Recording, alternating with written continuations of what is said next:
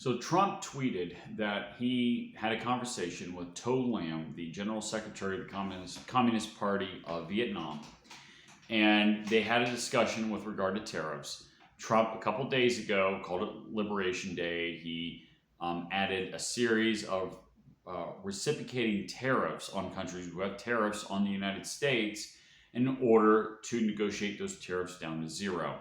Well, he's already looks like he's having a little bit of success already in the case of Vietnam.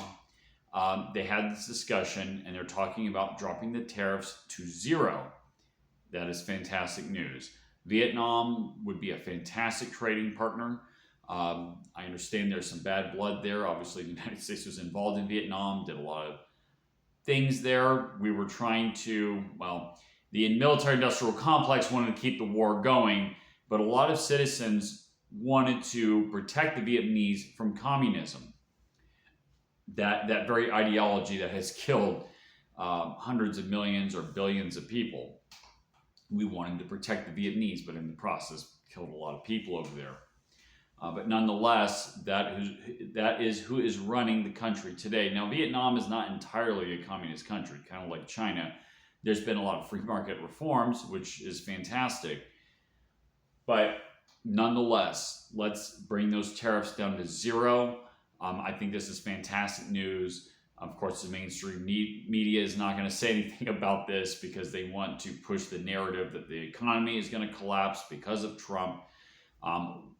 The whole point is, and I've said this before in other videos, the whole point is these are reciprocating tariffs. Countries have tariffs on us. They block American producers from accessing these other markets.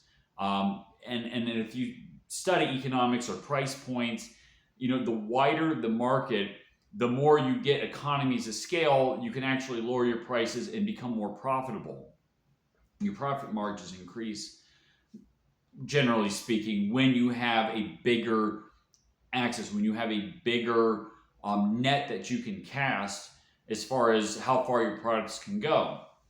But these countries have tariffs on American goods, thus putting a block on markets all over the world. In the European Union, which I think was like a 39% tariff. In China, which was like 60-something% tariff. And that's not including other taxes, by the way, too, like VAT and other taxes that they can try to levy in these countries.